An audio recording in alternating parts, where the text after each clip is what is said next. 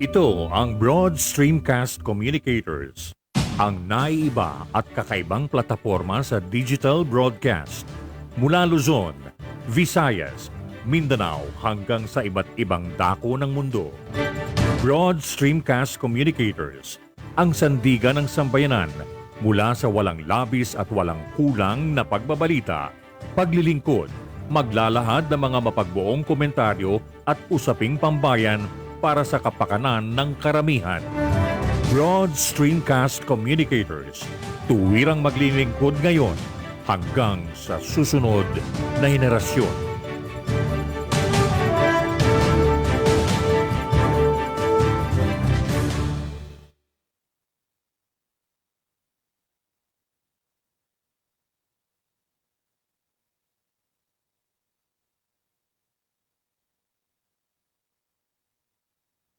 Your Honor, please.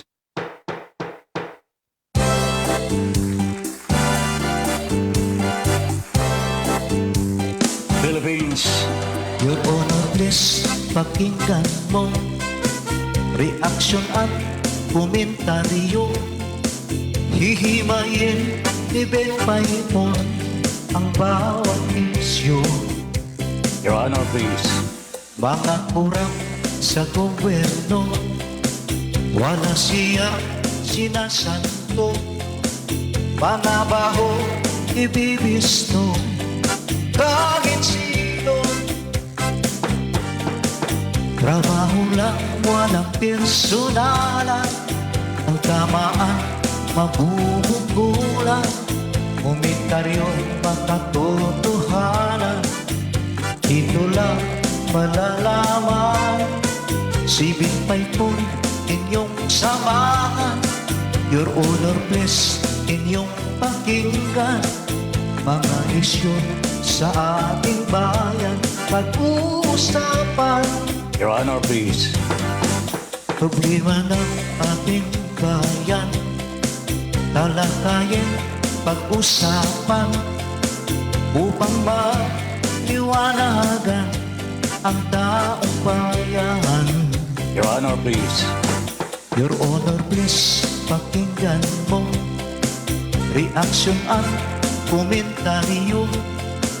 Hihimayin ni Ben Paipon ang bawat isyu. Trabaho lang, walang personalan. Ang tamaan, mabubukulan. Komentaryo'y makatotohanan. Dito lang malalaman. Si Binpay po inyong samahan. Your Honor, please, inyong pakinggan. Mga isyu sa ating bayan pag-uusapan. Mga isyu sa ating bayan pag-uusapan. Your Honor, please. Philippines.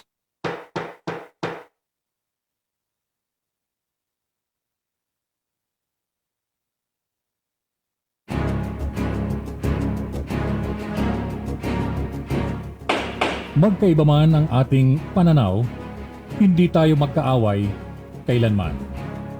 Sa dulo, makikita rin natin ang tulay na siyang daan tungo sa pagkakasundo, pagkakaisa at kapayapaan. Your Honor, please. Ben Paipon, the bridge commentator and broadcaster on board. Your Honor, please. In defense of truth, justice, and freedom.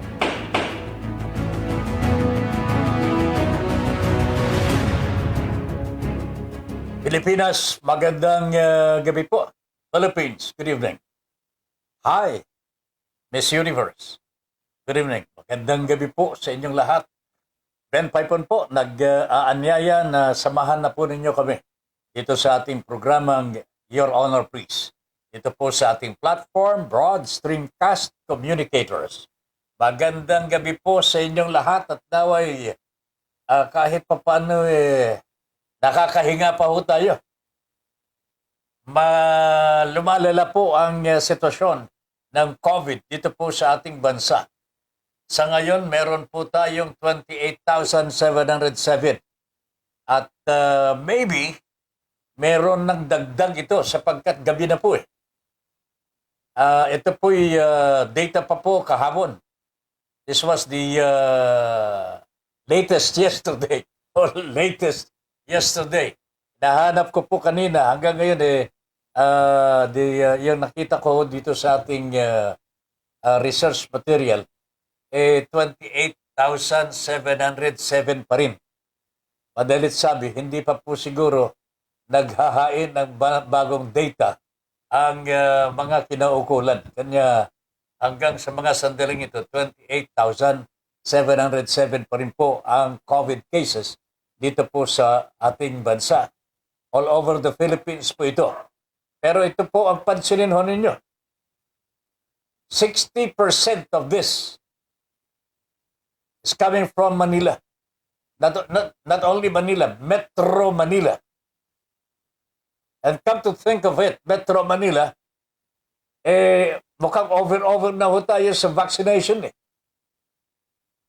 Naka-reach na po tayo sa tinatawag na herd immunity. Sobra-sobra pa po.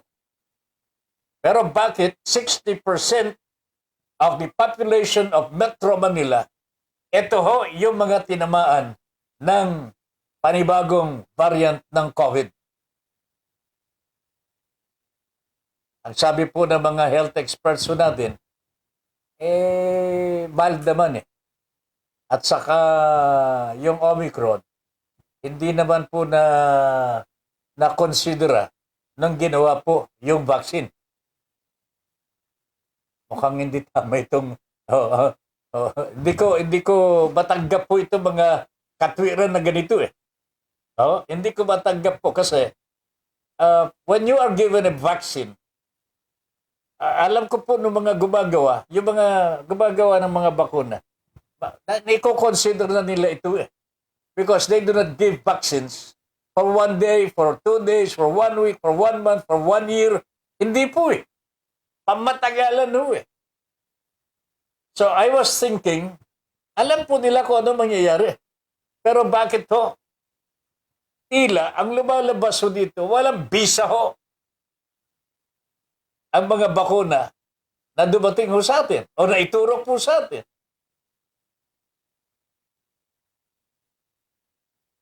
Sana ho, yung mga sapantaho natin na ganito ay pabulaanan ng mga eksperto sapagkat hindi maganda ang nangyayari ho eh. Ang masakit po dito, ang mga tinatamaan po ng COVID daw po ngayon. Hindi ko alam kung talagang COVID na ho at talagang tumatama ho dito. O baka naman ho ito, sipon at ubo lamang ho. Kasi ang balita ho, ang latest news also in the hospitals, hindi naman po mga severe. Hindi naman po moderate lang. Mild to moderate ang mga sakit na tinatanggap po sa mga hospital. Bihira po yung severe. Madalit sabi, gumagana siguro talaga yung ating bakuna. Kanya nga lamang, bakit po COVID? COVID, pero hindi po malala. And that is the character or characteristic of Omicron variant. Magpasalamat ho tayo kung ganyan ho mga kababayan. Magpasalamat ho tayo kung ganyan talaga ang mangyayari ho dito sa atin. Pero ibang nakakatenso eh. Nakaka-stress. Pagka pinag-usapan ho ang bilang ng mga COVID at lalong lumalaki po ang bilang ng COVID cases dito po sa ating bansa, nakaka-stress. Ano ba talaga ang nangyayari? Mukhang pagka ganito ho, wala nang gustong lumabas. Si Tata Ben nga po talagang hindi na lumalabas ho ng bahay. Hanggang dito na lamang po sa bahay. Naglalakad ho from from kwarto to CR. Medyo mahaba-haba naman po yung salas, no? Ha? At saka yung lalakarin. Kanya, exercise na rin ho yun. Meron naman po pumapasok na hangin. Meron naman po pumapasok na sunlight. Okay lang ho. Okay lamang. Pero, hindi na katulad ng araw na nakakapaggalaw tayo, nakakapamasyal, nakakasagap po ng sariwang hangin. Pero ang masakit ho dito mga kababayan ko, with all these COVID cases now, new cases all over the country, ang higit na tinatabaan po ay yung mga frontliners po natin, mga nurses po natin, doktor, healthcare workers po. These are the frontliners na nag-aasikaso sa mga may sakit. Ngayon, sila po ang may sakit. Dati-rati ho, Mandaluyong, marami po sila mga workers. Lalong-lalo sa pagbabakuna. Yung pagbabakuna, 60% ang nawawala ho sa kanila. And so with other cities and municipalities, particularly dito po sa Metro Manila. Matindi ho, 60% of the total new COVID virus in Metro Manila, in the whole country, is coming from Metro Manila. At tayo po nga ang nabiyayaan na makarating ho doon sa herd immunity. Sobra-sobra pa po ang mga naturukan na po dito sa ating bansa. Pero panawagan ho natin sa mga kababayan na, kasi marami pa po ang fully vaccinated in the country is only 52 or 51 or 52%. Madalit sabi po, marami pang hindi po nababakunahan at ayaw pong magpabakuna. Ito ho ang tandaan ho ninyo. Ang sabi po ng mga doctors po natin, health experts po natin, pagka mga unvaccinated po ang tatabaan ho dito sa Omicron variant, medyo delikado ho kayo.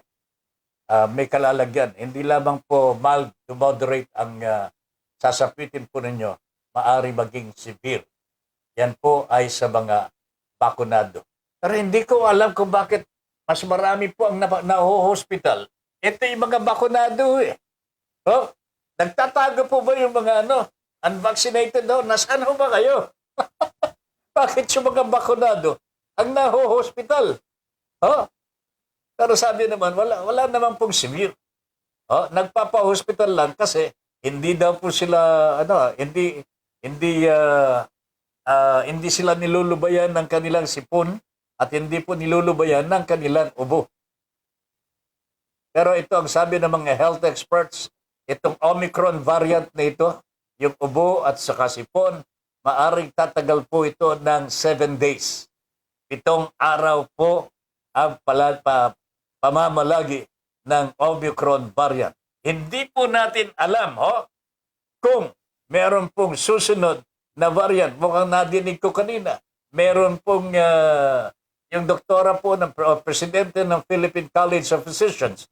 Ang sinasabi ho niya mukhang meron na naman pong bagong variant at maaaring mas matindi pa po dito sa Omicron variant. Panginoon ko po, saan tayo pupulutin dito? Sana mag-ingat-ingat muna yung ating mga kadoktoran sa pagsasabi ng pananakot. I think this is already pananakot Ito na naman pong bilang ng mga COVID cases on a daily basis. Nakakatakot na ito Hindi ko matanggap na hindi nakakatakot Nakakatakot talaga. Anyway, yung nabanggit ko kanina, marami sa ating mga health workers talaga ang tinatabaan na worst, marami na pong nag-resign. And if the trend continues, magpapatuloy po na dadami ang mga COVID virus dito po sa ating bansa. Sa ngayon, hindi pa po overwhelmed ang mga hospitals natin.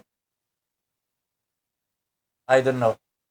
Sana ho, hindi na darating ang panahon na ma-overwhelm muli ang mga hospital natin at maubusan po tayo ng mga gamot. Oh, lalong-lalo na para sa yung oxygen. Pagka hindi nakahinga ang pasyente ho, medyo mahirapan na po mabuhay yan. So, wala pa pong balak ang ating ang palasyo na gawing level 4 ang classification ng COVID dito po sa ating bansa sa ngayon. Oh, level 3 pa rin ho tayo. Kanya, I do not know kung bakit mas pinapaboran ng ating pamahalaan na sumigi pa rin ang ating mga kababayan. Pasok ko kayo. Magtrabaho kayo.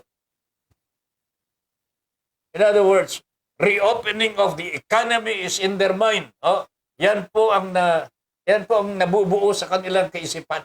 Hindi po yung pag-responde sa pagkalat ng COVID virus dito sa atin ang uunahin. Dapat siguro ito ang unahin ho natin. Hindi muna yung pag-reopening of the economy. Ay naku, alam po ba ninyo kung ano yung pinirmahan po ng Pangulong Duterte ho ngayon? Amendment to the Trade Liberalization Act.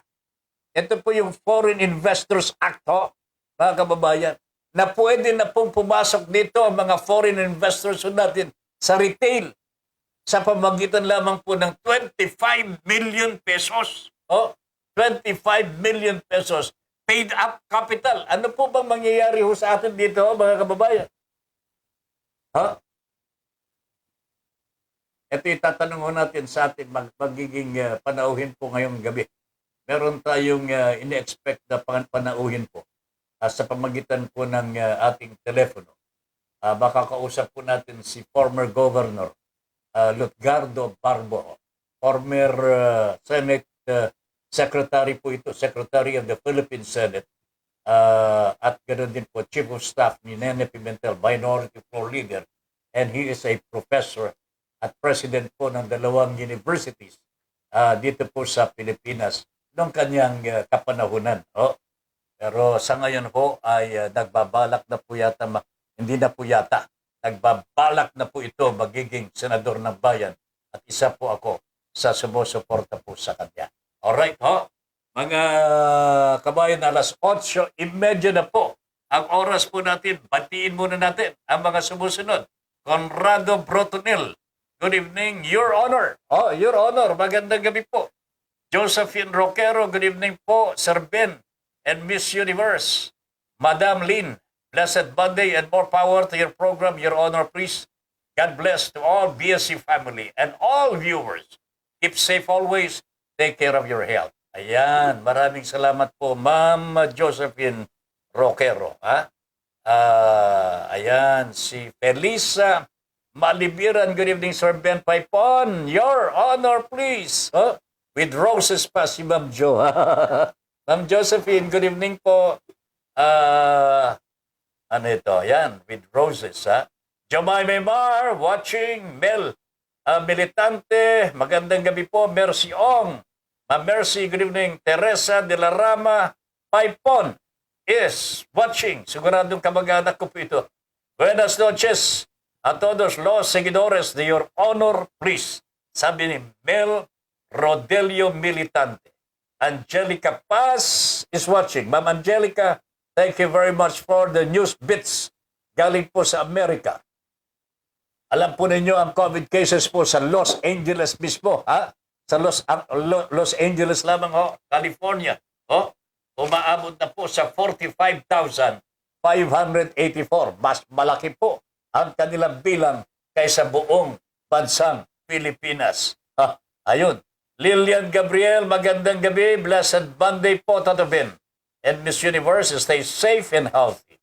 Hello, Kuya Andy Lauzon. Hi, Boracay. More power to Your Honor, please. And bless BSC family, board members, God first. Ayan. Angelica Paz, happy Monday po to all of you at BSC. Sir Ben Paipon, Your Honor, please. And Madam Lynn, Miss Universe, is safe always. And God bless us all. More power po. Yan, si Ma'am Angelica Paz. Good evening po, Sir Ben. Sabi ni Jomay Maymar.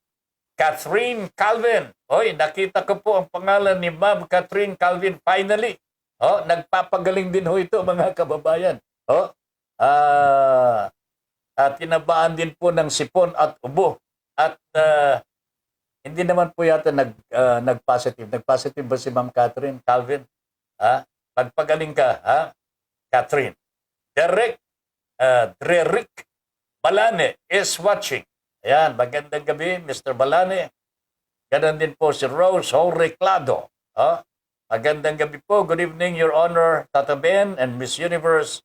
Keep safe always. Assalamualaikum, Ramadallah, Sir Ben. Yan, sabi ni Ma'am Mercy Ong. Ma'am Angel Panuda is also watching. Ma'am Angel, gandang gabi po. Ayan, antabayan na po ninyo, mga kabayan, ang ating gagawing pakikipag-usap po kay Governor Lutgardo Barbo. Malalaman po natin. Gusto kong pag-usapan nun namin dito yung dahilan kung bakit ang PDP Laban, Digong Wing, ay naghain po ng petisyon sa COMELEC para i-reopen ang filing ng COC, Certificate of Candidacy. Hindi ko alam kung sino ba talagang ilalaban pa nila. Sino kayang ilalaban pa ni Digong? Wag na ho si Mr. Cusi ho. Si Mr. President po ang tagapamahala nitong PDP Laban, Digong Wing. Yung isa, Pimentel Wing. Ito yung original, ito yung talagang totoo na PDP Laban, yung Pimentel Wing. Itong Cusi, Digong, samahan lamang po ito ng mga politiko with expediency. Ayan, Okay. So, yan po may tatanong ko natin kay Governor Barbo mamaya, aside from the fact na meron siyang mga advocacies na gusto pong ipagpatuloy. Alam po niyo si Governor Barbo was a former governor of Eastern Samar. May tatanong din po natin ito yung tungkol sa kalagayan po ng mga nurses. Bakit hindi sila mabibigyan ng talagang karampatang biyaya, asweldo, remuneration, yung compensation na bagay po sa kanilang profesyon, bagay po sa kanilang tungkulin at yung ginagawa po nila sa taong bayan. Yung karampatang sweldo po sana, bakit hindi po maibigay sa kanila? Nagtataka ho ako, mga kababayan, sapagkat all the other government workers, matataas na ho ang sweldo, upgraded na ho ang mga ito. Pero bakit ho yung mga nurses, health workers po natin, who are in the front line during this pandemic, sila po ang pinakaaba. Ayun na po talaga. Ano kayang mabuting gawin ng ating gobyerno? Napag-resignin na si Duque. Hindi nga magre-resign kasi hindi pa nagre-resign ang kanyang amo. Sino bang amo niya? Hindi si Pangulong Digong. Okay? Alright. Ay, nako talaga naman. Alright. Mga kabayan, nasa linya na po natin ang ating guest for tonight, si Governor Lutgardo Barbo. Ayan. Ang ating pambato sa Senado itong 2022 elections, presidential election. Nasa linya na po. Gov, magandang gabi po. Maraming salamat. Good evening, Sir Ben. Nice to hear your voice. Magandang gabi po, Gov. At matagal na namin kayong hinahanap kung bakit nagtatago yung number ninyo. I think something is wrong. Ibang pangalan na ang lumalabas pag tinatawagan kita. Oo. Nasabi ko nga kanina sa assistant mo, bakit ibang pangalan ang lumalabas? Ay, ganun. it could be siguro ang signal, pero ngayon na mukhang maganda ang signal. Maganda na talaga ang signal ho natin ngayon. Yung aking account siguro, parang yung sa Comelec ngayon, alam mo ba, Gov? Nahack ang account ng Comelec at na-compromise po yata ang kanilang mga files, voters files. Nako. Ano ba ito? Bago na naman ito kasi last time na hack din yan, panahon pa ni Chairman Bautista. Ngayon lamang po yun. Nag-announce po si James Jimenez, the Comelec spokesperson. Nako, baka may mga sinister plans na naman yan. Pareho tayo nang iniisip dito, Gov. Ayun ako. Pero bago nating talakayin po yan, Gov, gusto ko po sanang maitanong po sa inyo.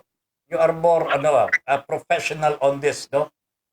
Bakit po, kasi kalaban ninyo ito PDP laban Digong Wing. Nag-file po ng petisyon sa Comelec para i-reopen ang filing of certificates of candidacy. Why do you think they do that? Well, we cannot really divine their purposes or motives. Hindi natin naintindihan. But knowing their prior and their previous actions or courses of action, ang tingin ko, kung kaya nilang wasakin yung PDP laban, sinisira nila, siguro ang akala nila na pwede rin nilang i-derail, i-discarril, o kaya i-delay, dilatar yung election. Pero yun ang hirap sa kanila dahil I think it's in their minds or consciousness na palibhasa sa lahat kanila na yung isa na lang ang hindi appointee ni President Duterte na they can or Malacanang can dictate on them, which is wrong. Independent-minded sila. This is the constitutional body. Ngayon, pag nagkaroon ng discarrel o na delay, anong mangyayari niyan? Kasi most likely ma-discarrel yan. Ang malalaman natin na nakalampas na yung June 30 and sila pa rin ang nandiyan sa Malacanang, which is wrong. Kaya sabi ko mukhang marami na siguro ang nagre-ready ng kanilang mga protest rally shoes. Pero, Gov, merong sinasabi si Ping Lacson dito. Parang a deterrent to a scenario where ma-postpone ang eleksyon o kaya magkaroon tayo ng no election. Ang sabi ni Ping Lacson, this is the work of the Senate. Maghahalal po ang Senado ng panibagong leadership. In other words, a new president for the Senate for any eventuality. Should there be no election, ang magiging presidente even after June 30 would be the new president of the Senate other than the extended term of the incumbent president. Is that possible, Governor? That is purely speculative, parang conjectural lang iniisip nila. Kasi hindi na tayo nakakasigurado na ibibigay peacefully yung pamunuan ng gobyerno sa Senado o sa Senate President. Kasi pag nagkaroon ng Noel, mabuti kung ang mga senador ay magkakaisa sila. Halimbawa, yan sila, hindi naman sa minamatak ko sila, pero yung team nila Lacson at saka si Soto, ang sinasabi nila palagi, we are not for or against the administration. Ano klase ba yan? Oo nga pala, no? siguro may mga usap-usapan sila dyan na hindi natin alam. Mali naman yun. Siguro ang importante naman dyan, basta summary proceedings ang dapat dito gawin ng Comelec. COMELEC. At desisyonan kaagad yan. Kasi ang COMELEC ay independent entity. It is a constitutional body. Kung ano ang kanilang ginagawa, yan ay dapat sundin yun. Pero yung halimbawa, nag-set ng schedule ng filing of certificates of candidacy noong October 8. After 5 days, nagkaroon ng mga filing of COCs. Actually, there is a deadline for that, Governor. Correct. May deadline. Lumampas na yung deadline. Hindi pwedeng sabihin, COMELEC, pwede ba i-extend nyo kasi wala kaming kandidato sa presidente at sa vice-presidente. That would be a special case which will only benefit their group. What about the other groups? Yes. Magulo yan. Magugulo yan kasi hindi naman pwede na meron silang feeling of entitlement dahil kunwari nasa sila ang administration. Ngayon, ang iniisip ko, ang dapat nilang ginawa, kung halimbawa hindi sila nakapili ng kandidato for president at saka vice president, we should have filed with the Supreme Court to set another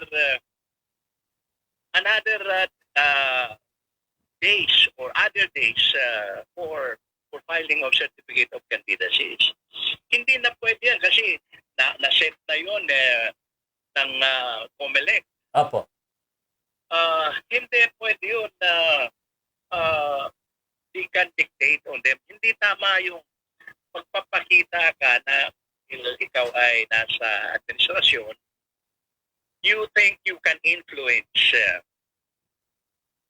the commissioners. Nakakaawa naman yung mga commissioners. What you are saying, Governor, what you are saying now is that dapat nung nag-file po ang Digong Wing ng petition for the reopening of the COC, dapat inaksyonan na ng COMELEC at ibinasura na yan. Dapat. Kasi walang extension ho eh. Di ba na? Wala nang extension after the deadline. Oo. Hindi naman basta-basta na lang gumawa ng, hindi naman basta-basta nag-set ng schedule ang COMELEC.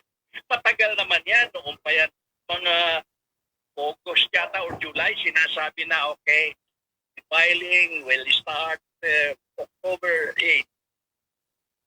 Sila naman, siguro sa sobra ang self-confidence ng administrasyon dahil sila ang dominant party daw, hindi na nagkuhan kung sino ang kanilang ipipil na kandidato. Ang nangyari pa kasi, puro mga kuhan, nakakahiya pero mo kakandidato si Bongo, tapos mag-withdraw, tapos si... Papasok si De La Rosa. De La Rosa, mag-withdraw. Nakakahiya. Pati na si President Duterte. Nag-withdraw rin. Kandidato for Vice President, tapos mag-withdraw. Atras sa bante pala ito eh. Atras sa bante. Ngayon, hindi tama yung at saka ang hirap naman yan yung mga salita na sasabihin ng Presidente na I am through with politics. Hindi na ako papasok sa politika. Tama na, I will rest. Ngayon, lalong mas masakol ang kanyang ginagawa at paging politician. That is why ang problema natin siguro yung isang salita ng ating leader. Kung halimbawa sasabihin niya na hindi na ako pwede sa politika, I am retiring after 6 years on the at high noon ng June 30, step down. But in the meanwhile, meron akong kandidato. Ganon. Pwedeng sabihin niya yun, ano? Yes. Pero kung pag magpapabad ka at you are not forthright, hindi ka nagsasabi ng totoo. Ano sa tingin ninyo talaga, Gov? Anong nakikita po ninyo? Is the President hell-bent in extending his term? Kasi itong mga petition na ito, hindi naman po mangyayari ito kung wala siyang basbas. Totoo. I'm pretty sure na pinag-uusapan nun nila ito. Subukan natin. We have to continue our work.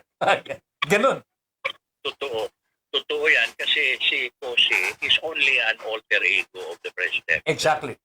Whatever he does or whatever he does not do, alam ng Presidente. Alam ng yun. Presidente. Opo. Thanks ka na kanyang personality. In other words, kasama siya sa plano itong Presidente natin. All right. Masama mangyayari dyan. Nakatawa-tawa tayo. Pero aabatan na natin ito, Governor, kung talagang hindi po aaksyonan ng COMELEC, what happens to the petition? Kung hindi a-actionan, that means parang Wala na. Walang petition. Walang petition. Okay. So the COMELEC can ignore. Oo. That means tuloy ang election. All right. Pero Tuloy ang proseso, tuloy ang paggagawa ng mga ballot boxes, tuloy ang preparasyon sa pag-transport ng mga election paraphernalia. I think the effect here, kung aksyonan ng COMELEC, yung petition, ma-affectuan po yung printing of ballots, which should be done on January 15. Totoo. Hindi lang ang maapektuhan ang printing ng ballots. Kung hindi yung delivery system. Yung nga po. lahat. At saka, ang gulo niyan kasi mayroon ding nagsasabi na, bakit? Pwede rin kami, Nag-file. mag-file kami ng CO. Sunod-sunod. Domino effect. Because hindi naman sila special na mga tao. And that would be selective justice kung halimbawa sasabihin, Yes. hindi, kasi sila ang nag-file. Sila lang ang action na namin. No, but that should be applicable to everyone. Kaya ang usap-usapan na nga, magkakaroon yata ng multi-political party rallies or parang demonstration. Hindi lang halos lahat ng mga partido magkakaisa yan pag nawala ang eleksyon. Yun ang masama. It's to be instigated by the administration? Oo, yeah. Masama. Oh my goodness. Madidiskari lang halalan po. Go Barbo, sir. Oh, Madidiskari lang election. totoo. My goodness. We'll Kaya, just... sabi ko nga, bakit ba nag-isip sila ng ganito? Bakit ano ba ang kanilang pinapakay? Ano bang direksyon na tutunguhin nila? Kung talagang magulo na yung isip nila, kasi yung grupo nila, topsy-turvy, in disarray. Yung kanilang mga kandidato nga, hindi naman mga PDP laban nila, yung kandidato nila sa mga kasama nila. At saka, kahit sila po he is a Gloria boy. He is a Johnny come lately. Hindi naman PDP laban siya. Hindi original. Hindi original. He assessed na PDP laban daw siya. Hindi nga nanumpaho yan. Ayun ang masama sa kanila because they are drunk with power. Nakalasing talaga ang kapangyarihan. Pag wala kang angkla, pag wala kang angkor, pati yung pag-iisip mo, hindi lang yung mga ginagawa mo, kung hindi pati yung mga pananalita mo, mukhang kuha na, nagkakawindang-windang na kasi lasing ka na nga. Alright, Governor, bago tayo malasing. gusto ko pag-usapan na natin itong mga advocacy ninyo. Why do you still want to be to serve the country? You have been in the Senate for so long as Senate Secretary. Nag-Chief of Staff po kayo kay Nene Pimentel when he was the Minority Floor Leader. Then you became a president of 2 universities, 2 universidad sa Taguig at saka sa Philippine Normal University. And then, professor po kayo sa iba't ibang mga universities on governance. Gov, what else would you like to do in the Senate? Well, ang daming magagawa kasi iniisip ko pag nagpabaya tayo, yung mga nangyayari ngayon na kabalastugan, pag walang reforma, walang pagbabago, ganyan din yan mangyayari every election year. It will happen again and again. Okay. That is why meron na akong naiisip na nakahanda na nga yung mga bills yung ipapile sa sakali. One of which is yung sinasabing yung mga political butterflies dapat sila ay they should be banned and prohibited. Kasi nangyayari, pag halimbawa ngayon, tatakbo ngayon, tapos pagkatapos ng eleksyon, iba na ang presidente, doon na sila sa presidente na yun. Mukhang hindi tama yan. That is that will emasculate the democratic process. Kasi ang mga political parties ay yun ang diya ng isang administrasyon. Kasi party system tayo. Hindi kagaya ng yung mga democratic governments, ganyan ang style. And that is why yung pangalawa kong iniisip na bill, yung reformahan natin ang political party system. Sa Amerika, sa Europa, ang mga political parties doon, suportado ng gobyerno. Meaning, binibigyan ng pera. But ang yan, you will have to account for that money. Kasi government funds yan. Okay. Dito sa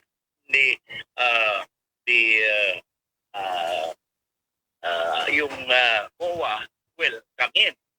You will have to rationalize how you spend your money na gobyerno.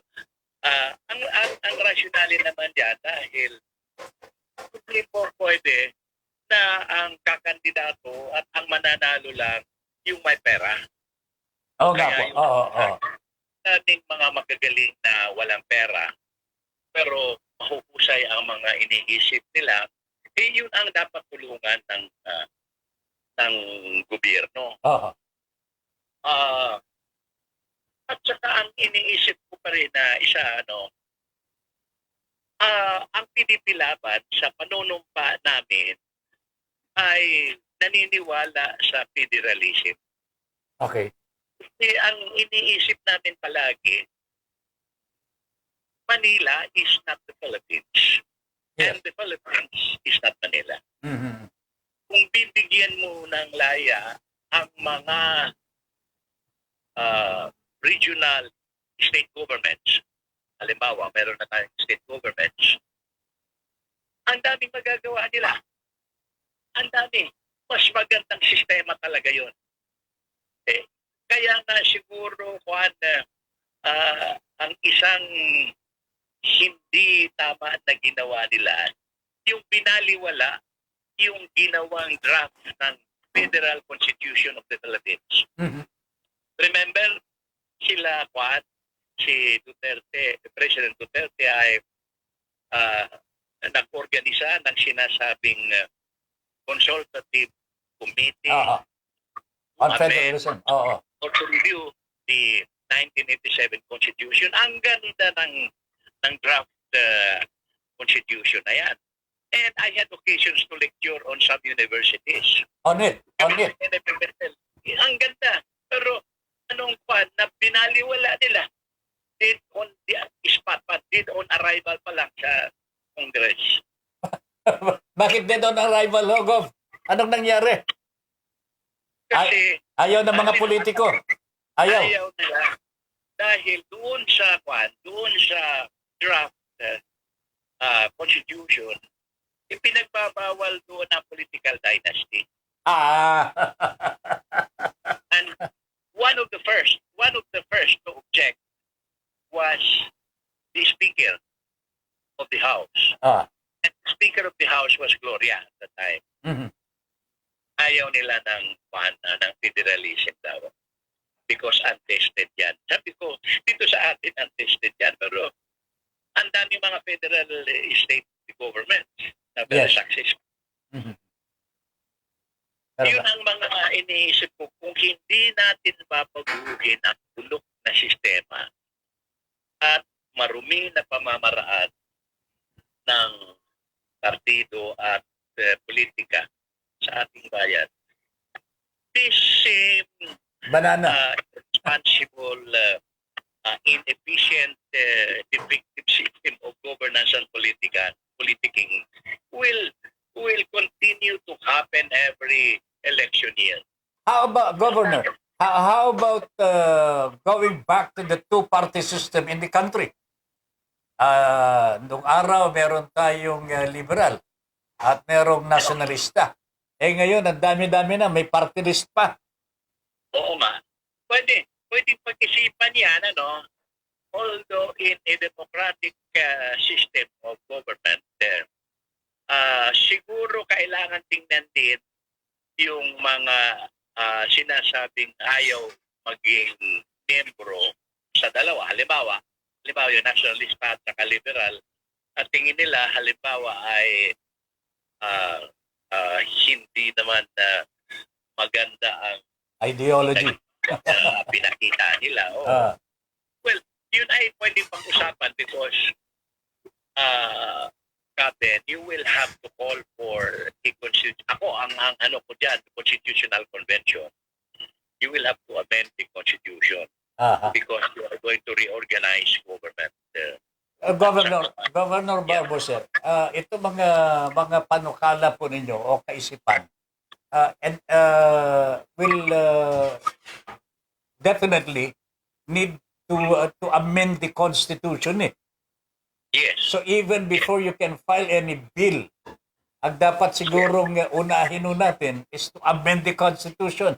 A resolution from the Senate to amend the constitution. Will that be a fair action? Yes. Kasi kailangan mag-start yung ball rolling. Kailangan mayroong resolution to call for a constitutional convention. Yes. Hindi ako naniniwala na Constituent Assembly yung gagawa ng ating konstitusyon ay yung House Ay at mga kongresista. Pero mga business interests. Opo. Hindi ako magtitiwala diyan sa kanila. Let the people decide. Kung halimbawa maraming magsasabi siguro na which is true na mahal, malaking gastos diyan, pero yan ay pwede namang pag-isipan din. Pero ang sabi nga ni Ben, sino itong isang komentarista. Taga Samar ay taga Leyte. Si Tin Pilot. Tin. Si Tin Pilot. Ang sabi niya, talagang ganun naman yan eh. You embark on a great endeavor, you will have to spend for it. You embark on a good project, you will have to spend something for it. Yes. But I would rather kasi na we spend for a great endeavor rather than Continue spending. Continue. Continue spending for nothing. Ninanakaw pa nga, ninanakaw pa nga ang pera ng bayan eh. Oo, totoo yan. Ayun Kaya, ako. ang isa pa dyan, I think there's a continuing nawawala ba ang faith and confidence and trust of people in government. I Yeah. think there's a continuing flow against the one. Kasi para bang ang tingin ko ang mga tao parang mukhang ayaw na nilang mabubudol-budol sila. Mhm. Ayaw lang kuhan eh. Para bang niluloko na lang sila. There should be some leaders who should stand up and say that enough is enough. Meron tayo mga kalukuhang nagawa. Huwag na natin ulitin yun. Oo. I think Manny Pacquiao, yan ang direksyon ng kanyang candidacy as for president. Yes. Yeah. Yan ang dapat tignan natin talaga. Some people say neophyte, yung kumbaga sa naive, hindi pa masyadong hinog si Manny Pacquiao. But ano ba talagang kailangan natin? Go, you tell me because you're more. Kayo po dating gobernador. Lotgardo Barbo. Dating governor po ng Eastern Samar. Naglingkod po sa Senado for so many years. Professor po sa mga universities. My goodness, tell us so, Governor, ano ba talaga? I think it's about time na isipin natin na may mga opportunities for greatness na pinalalampas natin. Merong mga oportunidad ng pagbabago na hinahayaan lang natin kasi personal ang mga motibo natin. Kung halimbawa tatakbo tayo to protect our own business interest or gusto natin tumakbo para yung nagpupundo sa atin o yung nagpipinan sa atin ay matulungan natin pag tayo ay manalo. Something is wrong with that. Ang inaasikaso natin dito yung reforma. Mm-hmm. Pagpapako talaga. Mm-hmm. Pero, Gov, I think I will have to ask you this Kasi sa ngayon, ang taong bayan, politicians are not confused, ha? They know what to do. Alam po natin ang priorities ng mga politiko, their own vested interest. Yun ang kanilang ang kanilang interest po, mga politicians. But how about our voters po? Ano bang nakikita ninyong mindset po nila sa ngayon? Para bagang yung bang nakahanda na silang pabayaan po yung mga ginawang masama nung araw, ibaon na lamang po sa limot, hindi na natin pababayaan na lamang na magsinungaling tayo. Ano bang nakikita ho ninyong nangyayari po sa ating mga butante? Yung paniniwala ho nila, pwede pa po bang magbago ito? Sa tingin ko, pwede pa magbago. Nasa tao yan Kasi halimbawa, merong isang nag-announce pa nga yung presidente na kandidato niya, paborito niyang kandidato. Itong nagbibigay ng mga pera, sino itong for senator? Yeah. Sino ba yun? Si nakalimutan ko yung pangalan na Ayan mo na. pero umayaw siya. Sabi niya, hindi ako kasi limitado ang kuwan ko. Makakakapusin ako dyan. Walang pagkakaiba sa sinabi ni Dolphy noon na Mananalo. ang problema kung ako'y manalo. Kasi ano ang gagawin ko kung nanalo ako? Yun ang ating problema dyan. Siguro tingnan natin dyan kung halimbawa yung mga survey institutions, yung mga leaders na nagsusurvey, tingnan na lang siguro, hindi yung kasikatan ang magiging basihan. Aha. Hindi yung pangalan na dinala galing sa mga magulang nila at yun din ang magugustuhan. Hindi yung dahil ikaw ay in-endorse ng presidente, Ikaw na. ikaw na. Meron nga nagtatanong sa akin, totoo ba sir na kandidato si Juan,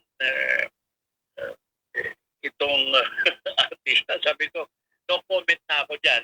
Kaya na ako dyan. Now, pag ganyan, talagang sasabihin na ang mga tao pala natin sa Pilipinas ay okay lang na lokohin sila. Okay lang na bastusin sila. Okay lang na murahin sila. Okay lang na bilhin sila.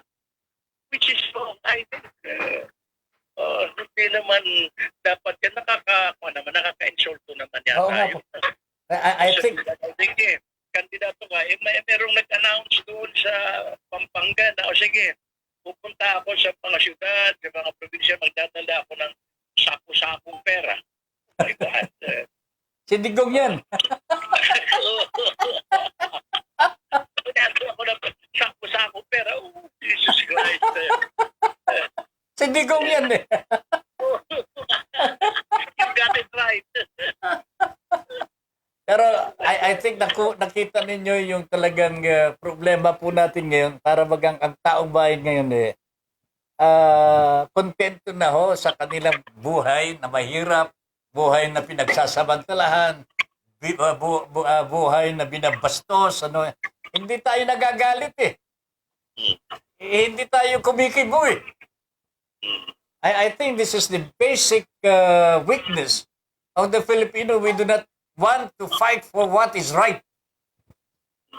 Kung ano po yung tama. Hindi natin ipinaglalaban. Niloloko na tayo ng ano. Tingnan ho ninyo ang ginagawa po. Governor Barbo, sir, makikita ho ninyo ito, ha? The difference between a good government at mapagmalasakit na gobyerno. Tingnan ho ninyo ang kalagayan po ng mga nurses po natin. Sila po ang frontliners po. Sila po ang nakatalaga sa unahan ng digmaan po ngayon. Pero bakit ho hanggang ngayon, 2 taon na po ang nakalilipas, nagkukumahog pa rin po sila, nagmamakaawa, naninigluhod, na tulungan naman sila ng ating pamahalaan. Kanya nagre-resign po eh. Yeah. Kaya kung sinasabi mong tingnan natin sila, siguro dapat tingnan din natin ang ginawa ng pharmaceutical. Oo nga, isa pa yan. Na nagdi-deliver sila, wala pang order. At saka sasabihin na inspeksyon na, binabayaran na kaagad kahit hindi pa na-inspeksyon. Something is wrong with that mindset. Ano ba ang klase? At saka sasabihin ng presidente, o kayong COA, wag na kayong mag-audit. Ako na ang mag-audit. That is again wrong because that's the job of the Commission on Audit. Opo. Ay, nako talaga naman. Napakalungkot po. Somebody should stand up and say that, enough is enough. I was hoping na, sabi ko, at the back of my mind, sabi ko, pag nanalo si Digong for senator, at the time, the candidato siya for senator, at ako rin ay manalo rin for senator, I would like to engage him in a discussion of issues. Halimbawa, sa mga, my sinasabi first reading, mayroong second reading. Doon sa pagkatapos ng second reading, mayroong period of debate. Opo. Sorry, ang period of debate.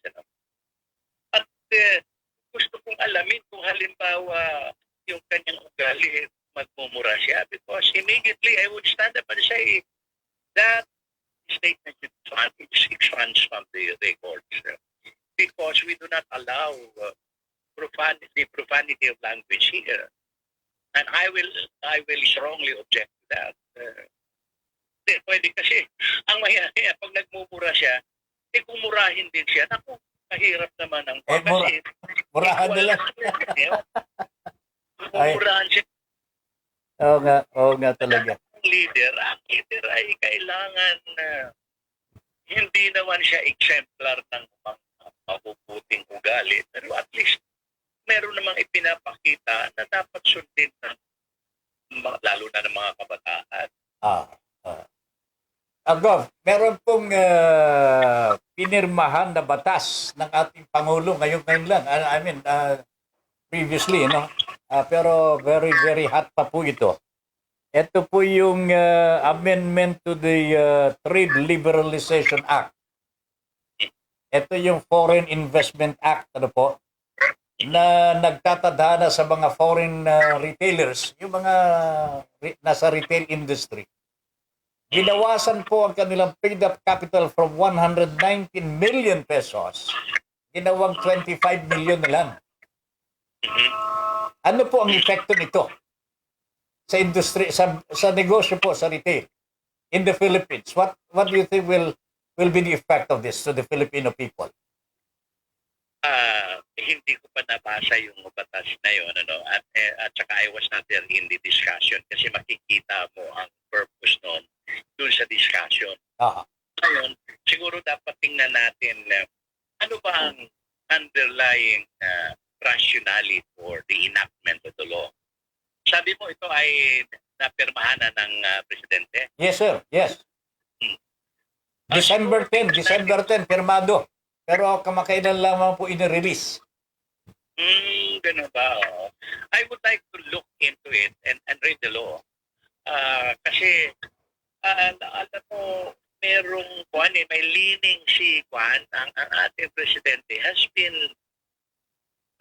proven na kung minsan ang mga intik ay pinapaboran niya. Oo nga po, oo nga. Mukhang hindi pantay. Kung kailangan pumabor siya, at dapat pumabor ay para sa mga Filipino citizens, hindi sa mga foreigners. Yes. That will only show na siya ay beholden to some foreign influence. Kung halimbawa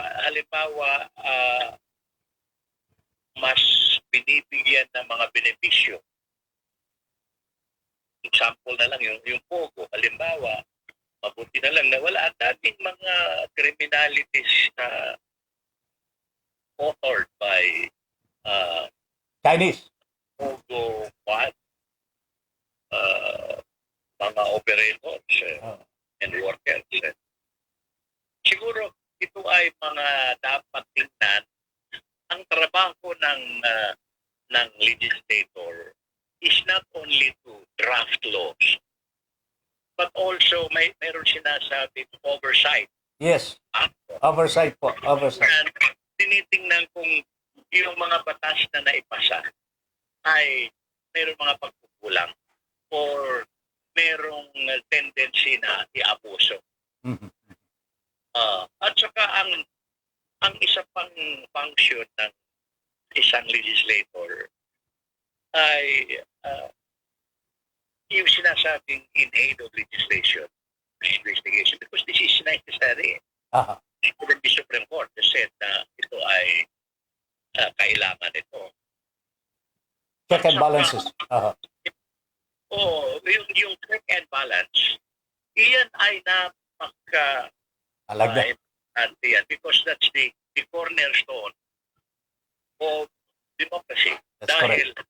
may tendency kasi yung tatlong great departments na umabuso. One check the other and balance.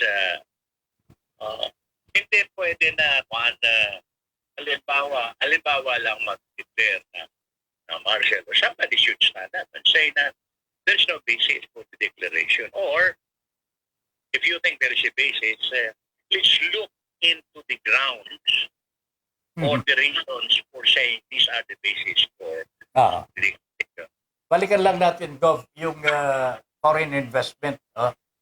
Ang immediately kasi parang na-shock din ako nung makita ko ito. 25 billion na lang.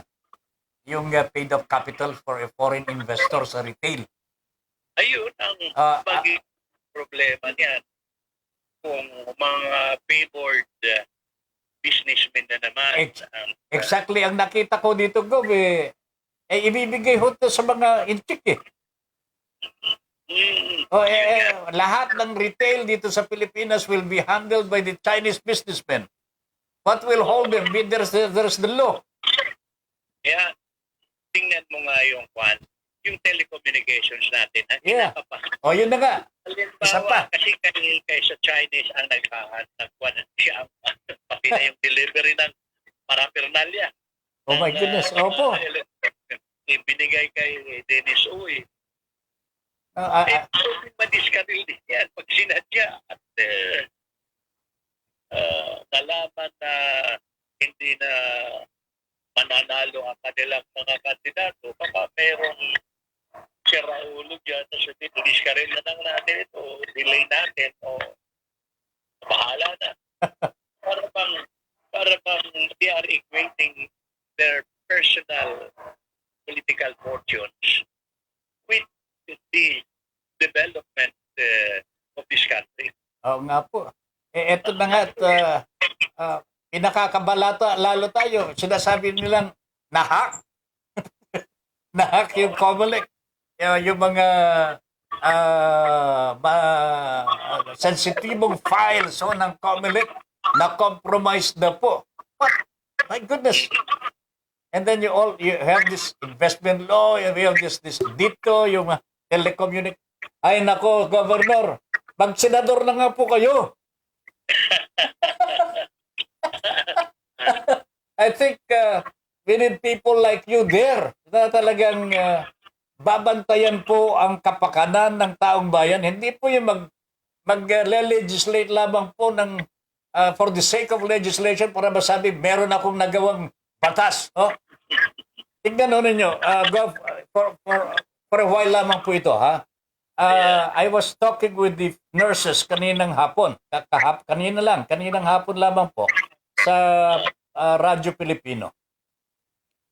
They gave me one yung particular dilemma nila. May batas ho na nagbibigay po ng aumento sa kanila. Nagbibigay po ng allowances po sa kanila. Meal allowances and so on and so forth. Pero pagdating po sa implementasyon, wala akong nag-i-implement. Nako. Ano po ba ito, Gov? Well, something is wrong and that is chargeable to the executive department kasi sila ang implementor, sila ang executive, sila ang nag-i-enforce ng batas. At one time nga, sabi ni Nene Pimentel, we were in Rome. I remember that kasi nag-hearing doon ng absentee voting. Apo. Pero nagtanong tungkol sa mga batas-batas na gano'n. Ang sabi ni Nene Pimentel, ang dami na nating batas. Kahit na nga hindi magtrabaho yung marami tayong batas. Ang importante lang may tamang implementasyon at enforcement, mahusay. Oo. Yun nga ang at saka ang isa pang iniisip kong trabaho ng isang senador ay to fiscalize. Yes. Fiscalize the executive. Kung halimbawa, hindi ginagampanan ng patungkulan na i-execute o i-enforce o i-implement ang mga batas na ginawa, the senator can call the attention of the executive department and say, we have drafted the necessary law which you approved, but you do not implement and enforce. What is wrong with that? Ganon. Parang otherwise, pagpapayaan lang, nagkakaroon ng tendency na, akala niya kasi pag hindi kinukol ang attention niya, akala lahat ng mga tao bilib na bilib sa kanya. Gano'n. Ayan ako talaga. Gov, I know marami ka pang gagawin, ha? But I am very, very happy na nagkausap po tayo dito. I would like you now to tell us, ituloy mo nga po yung programa di gobyerno mo, just in case you will be given the opportunity to serve as one of our senators in the Philippine Senate. What else would you like to tell our people now, Governor? I think we have to be proud that we are Filipinos. And we can stand up on our own. We have the right to be respected in the community of nations. Hindi tayo dapat magpabaya. Kung meron tayong nakikita at nakatiwalian, at iyon ay ginagawa ng mga taong binabayaran pa natin ng ating buwis, call the attention. And kung hindi man papailan ng kaso, at least pagsabihan sila. Ngayon, yung mga meron namang sinasabing selective enforcement of the law, ayun ay kailangan masabihan sila that they are violating the law. Mhm. Enough is enough. Kumbaga sa atin pa, pag magpatuloy itong ganitong sistema natin na maraming nawawala ng tiwala sa gobyerno, magpapatuloy yan. Kung hindi tayo, may kasabihan nga na after all, life is a matter of choice. If we just fold our hands, do nothing, keep quiet, sleep on our rights, or remain silent, the problems will not solve themselves. The problems will be solved only with the intervention of civic-minded Filipinos like we are. Mhm. We have got to fight for what is right. And remember, the fight for good governance is a continuing, never-ending fight. Kailangan ituloy yan. Hindi pwedeng magpapabaya tayo because after all, we are the public masters. We are the government. We are the government. We are the government.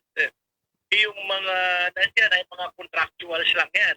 Apo. For years, they will be unshareable later on. Yun siguro ang dapat natin if we get found on the consciousness of some people, especially yung mga prospective leaders, may mga obligasyon tayo. Mhm. We make the government that we have, or we That's can right. unmake the government that we are living in now. Kumbaga sa ano, Governor? Kumbaga sa ano, we deserve the kind of government we want. Yeah. Oo nga, yeah. Kaya, kasi kung magpapabaya tayo, nothing will happen na reforma. Mhm. Kaya noong panahon ng 2016 election, ako ang campaign manager ng PDP Laban si Digong doon sa amin. Sabi ko,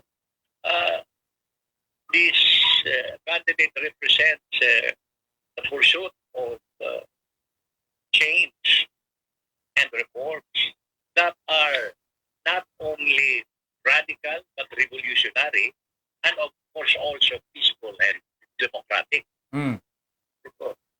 Because baka maatrasado na tayo pag magpapabaya tayo at walang reforma at magbabago. Yung pala, ang nangyayari lang pala, magbabago lang ng mukha, palit-palitan ng pwesto. Much worse ang nangyari.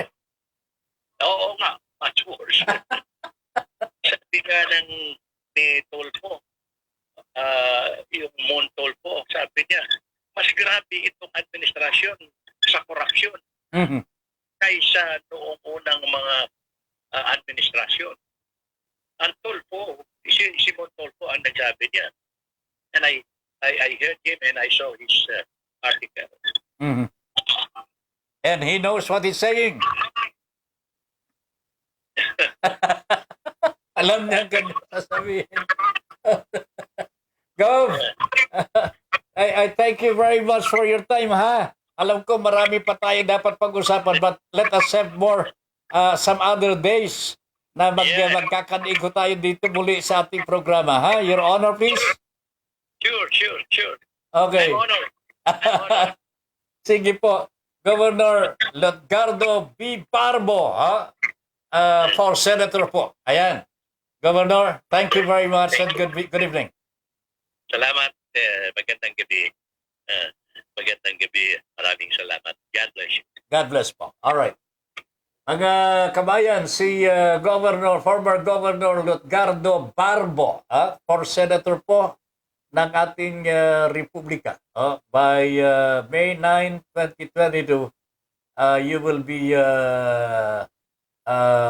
looking at the ballot boxes, and you will see there a name, Lotgardo B. Barbo, for Senator. Sana ho, wag ninyong kalilimutan po yan. I think we need people like him. May experience, may katatagan, meron pong kaalaman, may kaalaman po sa pangyayari dito sa ating bansa. Former governor po yun. Uninterrupted po ang kanyang governorship from 2005 to 2020. Kailan yun? 2010. Ayan. Hindi po siya napalitan. And then, nagturo po din siya as professor. And then, syempre po, naging pangulo din po yan ng dalawang universities dito po sa Metro Manila. Yan po si Governor Lotgardo Barbo. Kaibigan po natin matalik po yan. Panahon pa ni Nene Pimentel, nagkikita po kami sa Senado at nagkakakwentuhan, nagpapalitan po kami ng mga ideas on how to further serve our country the best way we could. Alright? Yan po si Governor Lotgardo Barbo. Jomay Maymar, good evening po, Sir Ben. Sabi ni Jomay, Catherine Calvin is watching. Ayan, ito na po yung mga, dami na po nito. Asma po, day 6. Sabi ni Catherine Calvin, kawawa naman ito si partner ho natin. Napakaganda mag-comment po si Catherine, but ngayon po nasa quarantine din po siya. Because meron din po siyang yung bang comorbidity at yan po asthma. Itong tinatamaan po ng Omicron, ito yung mga may asthma. Kanya magpagaling ka, ha, Catherine. Wag mo nang lalabas. Wag mo nang lalabas. Good evening po, Kuya Ben, Paipon, and Madam Lynn. Stay safe po. And God bless you po. Ingat po lagi. Willie Espiritu, Padre, magandang gabi po sa inyo, ha? Good evening. I hope you are well, and Bao, sana ay nasa mabuting kalagayan na si Bao. Andy Lauzon is also watching. Alex C. Aquino, Andy, magandang gabi po. Alex, good evening. Ed Bausa is also watching. Watching na po, Tata Ben. And Miss Lynn, ayan. Jocelyn De Vera is also watching. Gandang gabi po. Good evening po, Uncle Ben. Pabangkin ko po ito. Si Ricky Tisoy, pre, watching. Sabi ni Ricky Tisoy. Eve M. Ramos. Good evening, Sir Ben. Paipon, Your Honor, please, Miss Universe, Madam Lynn, and to all BSC family, stay safe and more power. Ayan. Si Ma'am Lillian Gabriel is also watching. Gandang gabi po sa inyong lahat. Ito tayo sandali ho. Sa mga nangyayari po dito sa Bureau of Customs.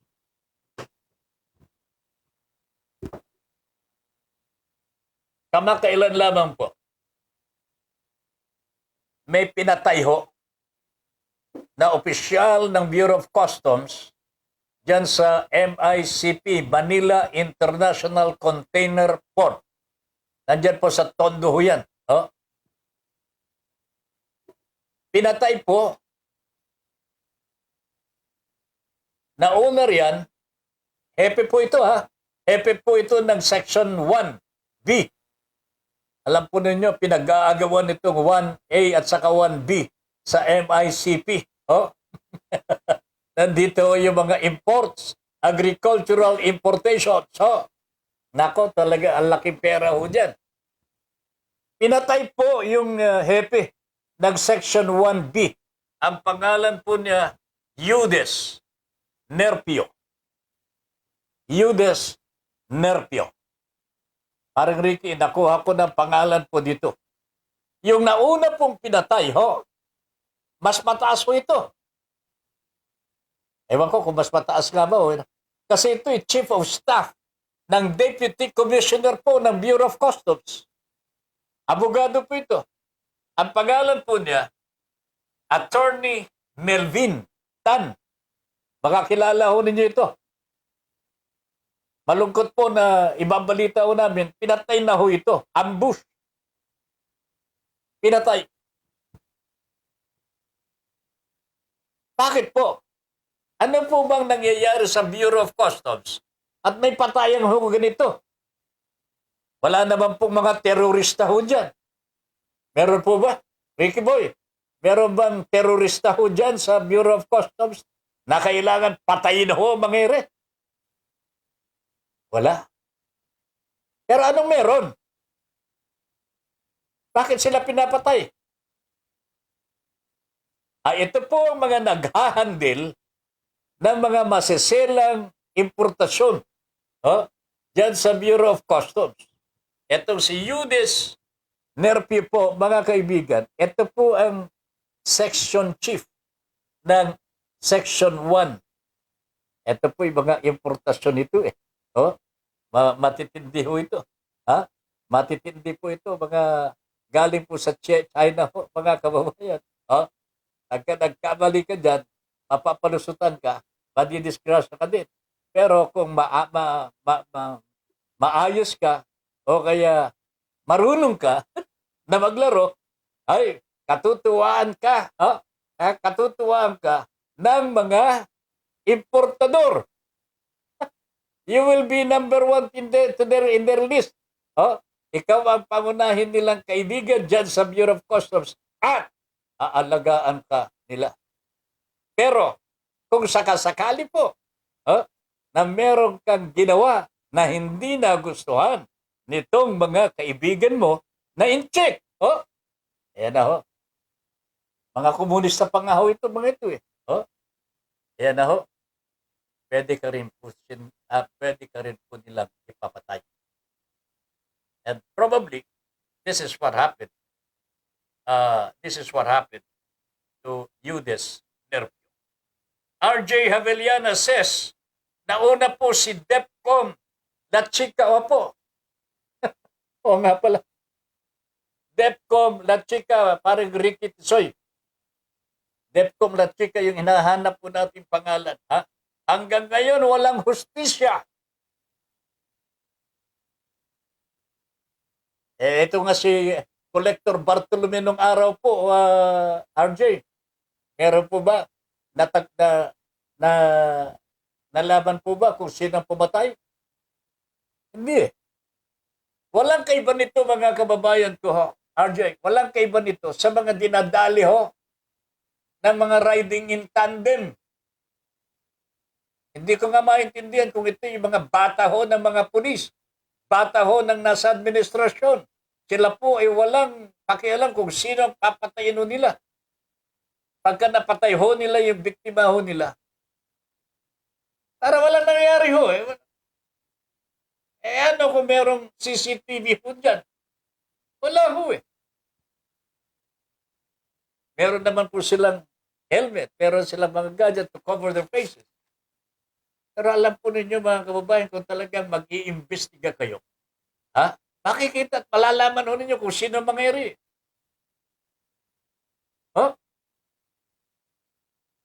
Masusihan pong investigasyon, makikita sino po itong mga salarin na ito. But our government, the PNP, the NBI, are all in cahoots, mga kababayan. sa smuggling po dyan sa Bureau of Customs. This is smuggling po. This is the face of smuggling in the country today, Mr. President. Ho? Ito ho ang mukha ng smuggling ho dito sa aduana. Ito ho, pwede natin sabihin, wag naman po sanang kasama ng mga kamag-anak po ng mga pinatay. Oh.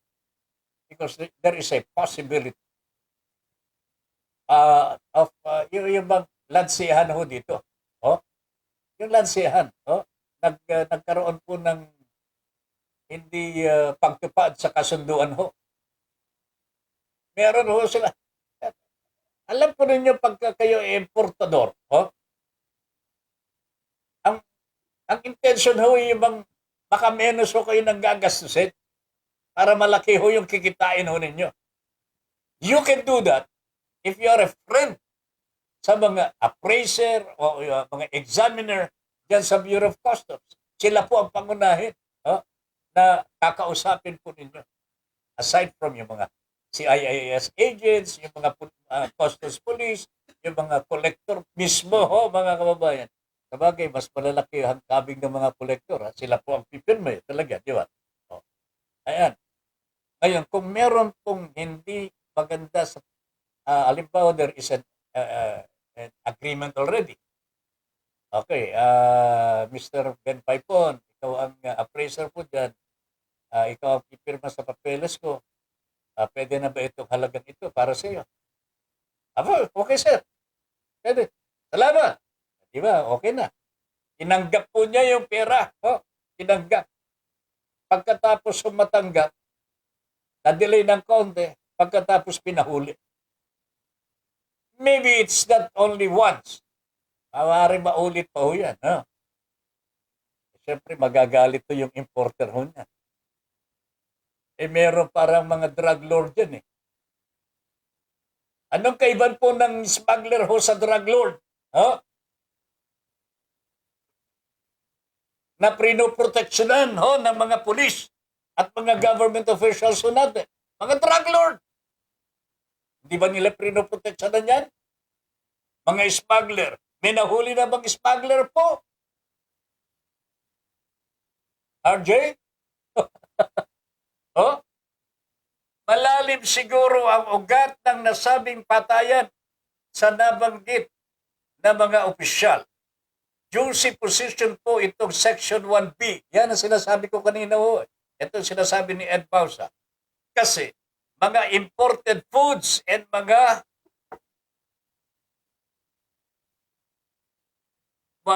dumadaan dyan. Ang mga dumadaan dyan. We know that. Alam ni Ed ito sapagkat nag-ooperate din po dito sa Bureau of Customs Ed Pausa. So, malalim daw po ito. Pero anong ikinalalim ito, partner? Alam na ho natin na ang isang smuggler would like to be friend. Everybody in the Bureau of Customs, lalong-lalo na po, yung dadaanan ng kanyang goods. Di ba? That is why he bribes his way para makamenos po siya ng gastos. Sa totoo lamang makakamenos po siya ng gastos. Kasi, pag kaibigan mo na yung examiner o yung appraiser, na ibababa po ang taripa na may misdeclare po ang commodity. Na may misdeclare. O kaya, na isi-swing nila yung kargamento mismo. Pagka malaliman na ang usapan. Bahala ng auction department dyan. Di ba? So all these things are happening in the Bureau of Customs even today, mga kababayan ko. Napakatindi po ang nangyayari dito. And there is no end to this. Palagay ko mas marami pa pong patayan ang mangyayari dito. At hindi po tumigil ang mga smuggler. But how can you ask them to stop very lucrative ang pagiging smuggler ho. In the same vein, in the same manner that drug lords operate. Napakalaki po ang kanilang kita. Walang kahirap-hirap. Ayon sa pag-aaral ng mga dalubhasa, sabi ni RJ, sandali lang ha, 200 bilyon ang minimum na ninanakaw o pinapalusot bunga ng smuggling. Now, we have a figure ho, mga kababayan, 200 billion pesos. How many smugglers are operating in the Bureau of Customs? Does anybody know how many smugglers? Does the NBI know any name of such smugglers? From the beginning up till the end, hanggang ngayon ho, mga kababayan, hindi lang naman po ito mga smuggler sumulpot kahapon, nung isang araw, o nung isang linggo. Itong mga smuggler po has been operating in the Bureau of Customs. Wala pa po si Guerrero ho dyan. Yung current commissioner po natin. Wala pa po yan. These smugglers have been operating already in the Bureau of Customs. But does the NBI know their names? Does the incumbent president know them? Meron naman pong intelligence fund yung presidente ho natin di ba? Dapat alam po niya yan.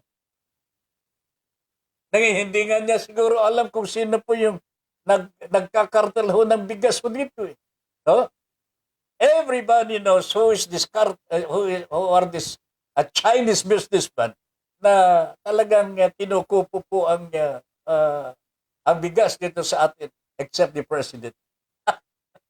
Oh my goodness. Patakin ho ninyo mga kababayan. 200 billion pesos. Minimum daw po ito, sabi ni Mr. RJ Avellana, na ninanakaw o pinapalusot bunga ng smuggling. Tingnan ho ninyo, yan ang nawawala ho sa atin. Nawawala po sa kabanang bayan ho natin ito, 200 billion pesos. Ano ito? Annually ho, Mr. RJ? Annually or monthly? Hindi natin alam kung monthly ho ito o annually. Siguro annually ho ito. Annually. Pero nakakatakot po ito mga kababayan. At dito nyo makikita ang kahalagahan po ng malinis na pamamahala.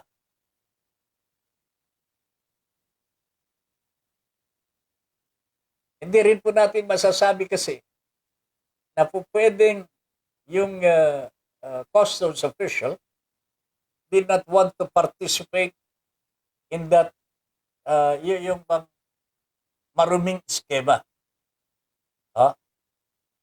Baka ayaw din po niya. Kaya, he has to be eliminated. Di ba? Sa illegal drugs, kung ayaw mong makiisa, you're eliminated. Di ba? So, maaring, so many things could happen. Pero, ang importante ho dito, alam po ba ito ng administrasyon ni Pangulong Duterte na nangyayari po? At alam po ba nila na 200 billion pesos ang minimum na ninanakaw o pinalulusot ng mga smugglers dyan sa Bureau of Customs? Sila po ba? Ang Malacanang po ba? Ang mga NBI po ba? Philippine National Police? Nababahaginan po ba ito from the 200 billion pesos? Si Melvin Tan mga kababayan, Chief of Staff ng isang Deputy Commissioner dyan sa Bureau of Customs, is also a victim of ambush. Ito si Mr. Tan is not directly involved dito sa paperwork sa Bureau of Customs. But, naging biktima po ito ng pagpatay. Ano kaya ang dahilan naman? But again, mga kababayan, there is only one answer to the question. Bakit sila pinatay? Kasi po, smuggling is growing unabated sa Bureau of Customs. That is the reason. And for that, wala po bang kasalanan ng administrasyon ho dito? Bakit ho? Sa kinatagal-tagal ng panahon, ang dami na po pinapatay sa Bureau of Customs. Wala hong nabibigyan ng katarungan. Bakit po? Sabotahe ito sa ekonomiya. That is true. Sabi po ni R.J. Avellana po, mga kababayan. Sabotahe po. Napakalaking krimen laban sa gobyerno po natin. Pero, wala ho. Baliwala yan kay Pangulong Digong. Hindi niya alam eh. Kunwari hindi niya alam. Pero hindi ko po alam kung nakikinabang po siya dito. Can you imagine 200 billion pesos? Pagpalagay mo na lamang 30% of 200 billion, how much is that? And that is not big. That is not big for the president or his alter ego. Sinong alter ego po niya? And the Customs Commissioner po, mga kababayan. How much is the Customs Commissioner receiving from these smugglers po, mga kababayan? Hindi po masasawata ang smuggling. Bakit ho? May protection eh. May lagay ho eh. Sabihin na nilang walang lagay, pero sinong maniniwala ho na walang lagay? Yung pinilit po nilang nalagyan, nagloko, pinapatay. Wow! Yan ang danger ho. Kanya, sumang-ayon ka na lang para mabubuhay ka pa. You will enjoy the remaining years of your life. Makakapag-nightclub ka pa ba, sir? Commissioner, di ba? Makakapag-nightclub pa tayo. Halimbawa, lagis. Sabi ni RJ, bakal, semento, bigas, gamot, pagkain. Ang kawawa nito ay ang consumers, publiko. Alam niyo mga kababayan, bakal, langis. Ini-smuggle din ho yan. Semento. Naku, alaki po nang nawawalang pera ho pagka ang semento ang smuggle. Bigas. Akala po ba ninyo? May bayad po yung mga bigas na dumarating ko dito. Imported daw po from China, imported from Vietnam, and so on and so forth. Gamot, agricultural products. Ayop talaga ho, mga kababayan. This is the worst that is happening in the country today. Ang namamayani po, ang naghahari, mga kawatan ho. Kawatan ho, mga kababayan. Mga buwaya. At hindi po alam ng Pangulong Duterte ho ito. Kawawa naman po siya. Kawawa naman po. Posibleng may kagalit o may naiinggit. Maaari din namang marami siyang alam na anomalyang nagaganap sa loob ng Bureau of Customs. Kaya siya pinatay o ipinapatay. Opinion ko lang naman. Lahat ng mga opinion ho natin tama ho. May bahid ng katotohanan. Hanggat hindi po nabibigyan ng katarungan ng pagkamatay, nalitis po ito sa hukuman at lumabas ang katotohanan, hindi po mali ang mga spekulasyon ho ninyo. Spekulasyon lang naman ho yan eh. Opinion naman. Sinong po pwedeng dumabati ho sa inyong opinion? Di ba? Pero ang importante ho dito, alam po ba ng administrasyon na nangyayari po ito? Bakit hindi po sila magpa-imbestiga ho? Bakit hindi sila nag-ingay? Dalawa na ho. Sa loob po ng 1 buwan ho ito.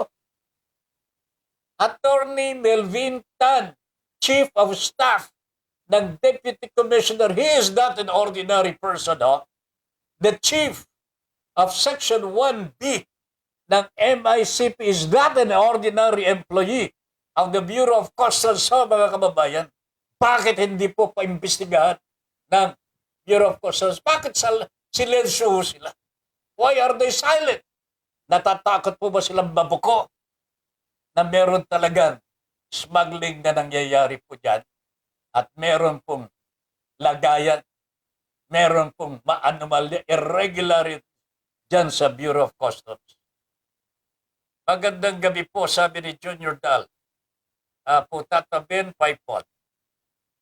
May tanong lang po ako sa isang veteranong commentator katulad mo. Bakit ang produkto ng China madaling masira at hindi nagtatagal, bakit kaya ang COVID-19 pandemic di masira-sira ang nagsasawa na ang mga Pilipino? Bakit ayaw pang bumalik ng China ang COVID? Hindi kaya meron milagrong nagaganap, tatabi? Ay, nako talaga. Anong may sasagot ko dyan, Padre? Totoo, veterano tayong komentarista, pero anong may sasagot ko dyan, Junior Dal? Junior, Mr. Bornazal, sir, anong may sasagot ko dito? Meron ba silang inilagay na langis? Alam mo ba, madaling masira, totoo yan. Yung mga galing po sa China. Yung martilyo nga ho na nabili ko, buy one, take one ho. Di ba? Naiuwi ko sa bahay yung martilyo po. Siyempre, gusto kong subukan ho. Kung talagang matibay po yung martilyo na nabili ko. Pinukpok ko sa ulo ko ho, mga kababayan. Nasira ho yung martilyo, hindi yung ulo ko.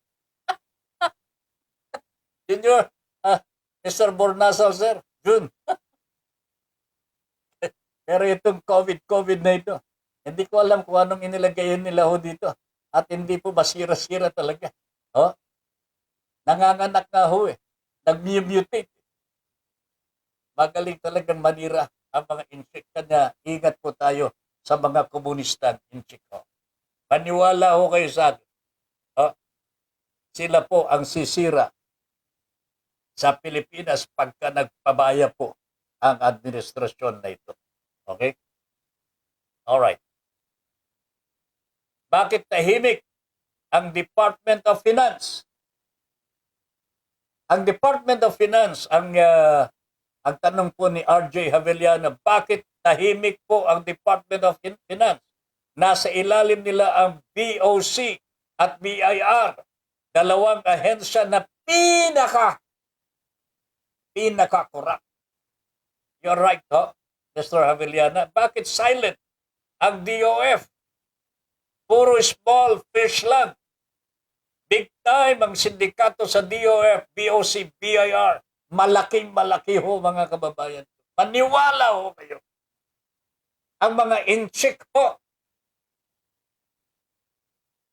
ang madalas kausap po nila yan sa BIR, BOC, Department of Finance. Nakalulungkot to. Ito ang kalagayan po ng ating bansa. Hoy!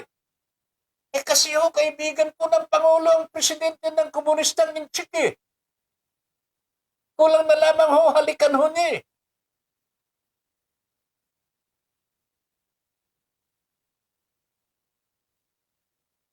Minimum po kada taon ng 200 billion ho. But think about that. 200 billion pesos wasted ho. Nawawala po sa kaban ho natin.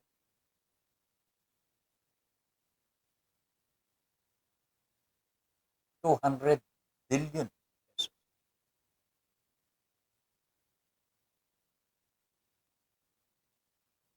Bureau of Department of Finance. Dalawang ahensya ng gobyerno, yung BIR at BOC, malalaking, ito gawa ng pera ho ito eh. BOC at saka Bureau of Internal Revenue ho. Ang laki-laki na po ang nawawala sa BIR. Pati ho dito sa BOC, Bureau of Customs. Pero Department of Finance, wala ho. Walang kibo. Kung walang kibo ang Bureau of Finance, ang Department of Finance, syempre, presidente, wala rin kibo ho yan. Bakit? Walang nagre-reklamo.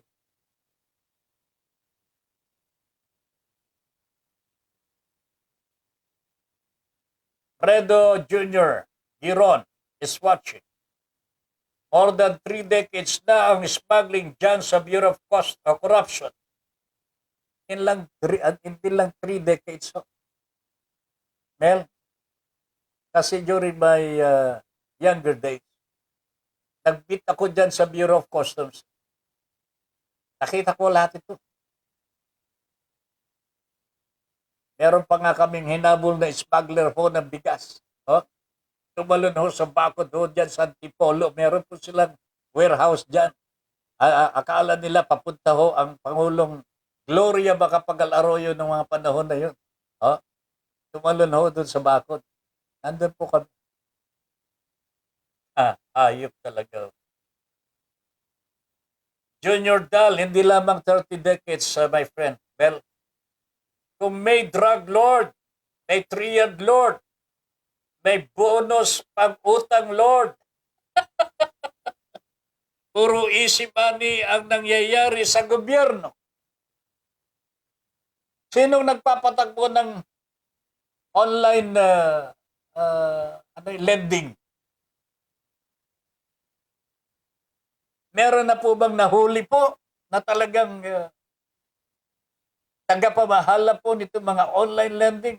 Patuloy na naghihirap yung mga kababayan natin na napapasubo po sa pag-utang ho sa pamagitan mga online loan sharks na ito. Nakakaawa ho sila eh. Pero sabi nga ni Mr. Si Perry Cordalio, ang lakas po ng kapit po nila sa mga matataas na opisyalis po natin. I don't know what's really happening ho, Mr. President. Pero alam po ninyo ito, kanya lang hindi kayo kumikibo. Sabi nyo, mahal ninyo ang mga Pilipino. Pero ang totoo, hindi nyo mahal. Mas mahal ninyo mga komunistang incheck. Ano? Okay. Bernard S. Sabonte. Ayan, sandali. Ay, nako. Sandali lang, Sabonte. POC in history is always the most corrupt government agency. So, alam po ng bayan eh. Alam po ng bawat Pilipino ho, mga kababayan ho. Alam po na very corrupt. Pero, tingnan ho ninyo, ang Bureau of Customs ho ngayon, mga kababayan, wala na ho yata pinapapasok ho ng mga mediamen. Kasi mga mediamen din eh, medyo sumasawsaw ho. Kaya para masolo na ho ng mga opisyalis ng Bureau of Customs ang smuggling benefits, sila na lang. Bawal na ho ang mga mediamen na pumasok ko dyan sa Bureau of Customs unless you have a written permission or a direct personal permission from the Customs Commissioner. O anong sa inyo ngayon, mga kababayan? Sabi ng matatanda, kapag daw ang pagkain kinakamay, madaling mapanis, bakit meron namang kinakain na kinakamay pa, di naman napapanis, amoy panis nga lang. Salbahay Kamel. Bernard Samonte, walang kibuan, may komisyon yan for sure. Mr. Samonte, you're right. Sa totoo lamang ho. Mel Rodelio Militante, bye for now. Ben Paipon here saying, muchas gracias por permitirnos entrar en sus lugares, hogares y darnos el privilegio de estar a su servicio. Good night, everybody. Yan ang sabi ni Parin Mel Rodelio Militante. Exactamente nga naman. Alas 10 na po ng gabi. Oh, marami pa po tayo sanang pag-usapan. RJ, thank you very much for the information and the contributions. Ha? Nako, bukas ho, ipagpapatuloy ho natin itong Bureau of Customs sapagkat marami po tayong natatanggap ng mga impormasyon, lalong-lalo na sa mga patayan na po na nagaganap po sa ngayon. There is no investigation actually. Kunwari merong investigation, yun pala wala naman. And then mababaon na lamang sa limot. Kaawa-awa ho ang mga kamag-anak ng mga pinatay. Ipagpalagay na po natin, meron din silang kasalanan. Pero, kailangan po ng kanilang pamilya na malaman anong dahilan. Anong dahilan at sila po ay pinatay. Dapat to may managot kung sila po ay pinatay ng mga salarin. Pero wala ho. Good night, Philippines. Good morning here in Canada. Sabi ni Bernard Sabote. Bernard, magandang umaga dyan sa inyo. Ha? Good evening here for the Philippines and thank you very much for joining the program. Until tomorrow, ha, Padre? And of course, extrajudicial killing is always happening to silence the truth. And that is the truth. Extrajudicial killing. Yan po talaga magaling ang ating Pangulong Rodrigo Duterte. Pero mga kababayan at mga kasama ho, nagpapasalamat ako muli sa lahat ng mga nag-join dito po sa ating programa ngayong gabi. Hanggang bukas, alas 8 hanggang alas 10. Or more of the same. Ben Paipon here, saying thank you very much for allowing us into your homes and for giving us the privilege to be of service. Good night, everybody.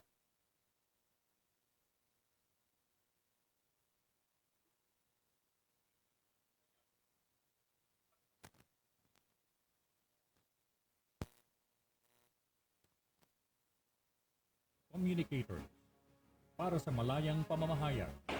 Your Honor, please. Maraming salamat po.